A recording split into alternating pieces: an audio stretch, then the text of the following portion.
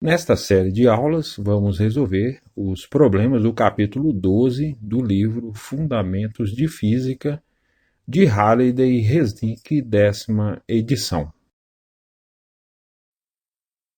Número 1.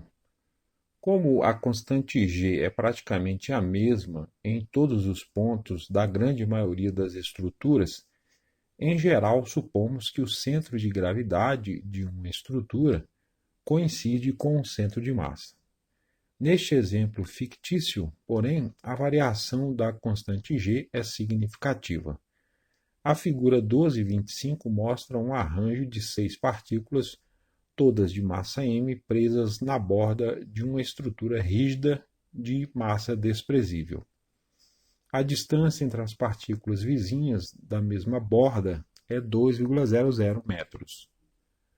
A tabela a seguir mostra o valor de G em metros por segundo ao quadrado na posição de cada partícula. Usando o sistema de coordenadas mostrados na figura, determine letra A coordenada xcm e B a coordenada ycm do centro de massa do conjunto.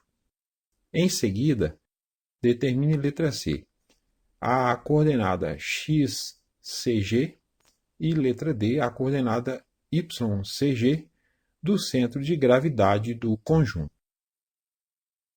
Uma coordenada do centro de massa de um sistema de n partículas é igual ao somatório dos produtos das massas de cada partícula pela coordenada de cada uma delas, dividido pela massa total do sistema. Então, o x do centro de massa vai ser 1 sobre m, esse m é a massa total, vezes o somatório de igual a 1 até n de mi vezes xi.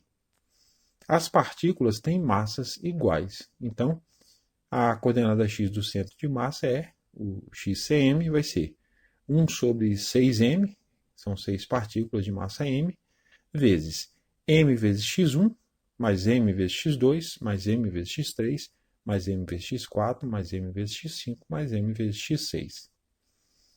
A gente pode pôr o m em evidência aí, então fica 1 sobre 6m, vezes m, vezes x1, mais x2, mais x3, mais x4, mais x5, mais x6. A gente pode simplificar o m. Então fica 1 sobre 6 vezes x1, mais x2, mais x3, mais x4, mais x5, mais x6.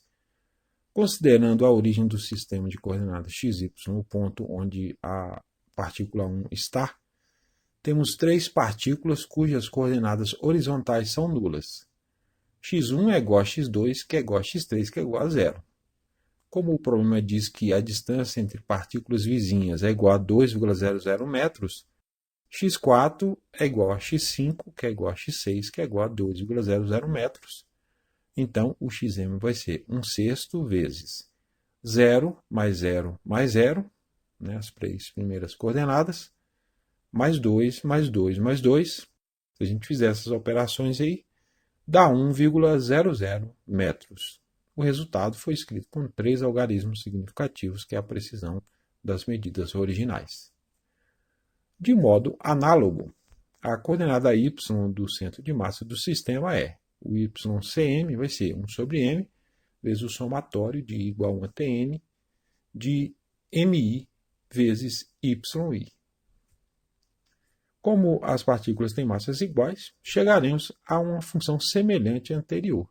O ycm vai ser 1 sobre 6 vezes y1 mais y2 mais y3 mais y4 mais y5 mais y6.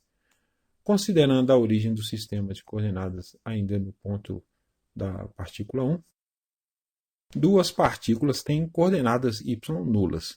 y1 é igual a y6, que é igual a 0. Considerando que o espaçamento entre as partículas é igual a 2,00 metros, y2 é igual a y5, que é igual a 2,00 metros, y3 é igual a y4, que é igual a 4,00 metros. Então, o y do centro de massa vai ser 1 sobre 6 vezes 0 mais 2 mais 4 mais 4 mais 2 mais 0, que dá 2,00 metros. Uma coordenada do centro de gravidade de um sistema de partículas é igual ao somatório dos produtos das posições de cada uma das partículas pelos seus respectivos pesos, dividido pelo peso total das partículas do sistema. Quando a aceleração da gravidade é a mesma para todas as partículas, o centro de gravidade coincide com o centro de massa, como foi dito no enunciado. A coordenada x do centro de gravidade o x do centro de gravidade vai ser o somatório de uma Tn de xi vezes mi vezes gi, né? Mi vezes gi é o peso, dividido pelo somatório de uma Tn de mi vezes g, né? O somatório dos pesos. Como as massas das partículas são iguais e os valores de g de cada partícula estão na tabela, então o x do centro de gravidade vai ser m vezes x1 vezes g1, mais x2 vezes g2, mais x3 vezes g3, mais x4 vezes g4, mais x5 vezes g5, mais x6 vezes g6, dividido por m vezes g1, mais g2, mais g3, mais g4, mais g5, mais g6. Aí a gente pode simplificar o m, então vai ficar x1 vezes g1, mais x2, g2, mais x3, g3, mais x4, g4, mais x5, g5, mais x6, g6, dividido por g1, mais g2, mais g3, mais g4, mais g5, mais g6. Substituindo pelas medidas, fica 0 vezes 8, mais 0 vezes 7,8, mais 0 vezes 7,6. Né? O x das três primeiras é igual a 0. Mais 2 vezes 7,4, mais 2 vezes 7,6, mais 2 vezes 7,8. Né? O x das três últimas é igual a 2. Dividido pela soma dos g's, que é 8 mais 7,8, mais 7,6, mais 7,4, mais 7,6, mais 7,8. Se a gente fizer essas operações, dá 0,9870 metros. Escrevendo o resultado com 3 algarismos significativos, ele se torna o x do centro de gravidade vai ser 0,987 metros. A expressão para a coordenada y do centro de gravidade é semelhante à anterior. O y do centro de gravidade vai ser o somatório de uma Tn de yi vezes mi vezes gi, dividido pelo somatório de uma Tn de mi vezes gi.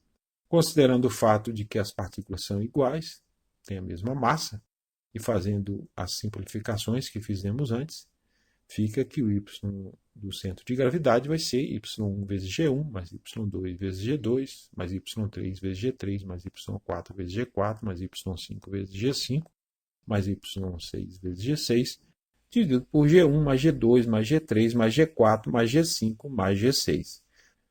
Substituindo pelas medidas, dá 0 vezes 8, mais 2 vezes 7,8, mais 4 vezes 7,6, mais 4 vezes 7,4, mais 2 vezes 7,6, mais 0 vezes 7,8. Né? Utilizamos os valores das coordenadas y das partículas, que já vimos antes, dividido pela soma dos g's.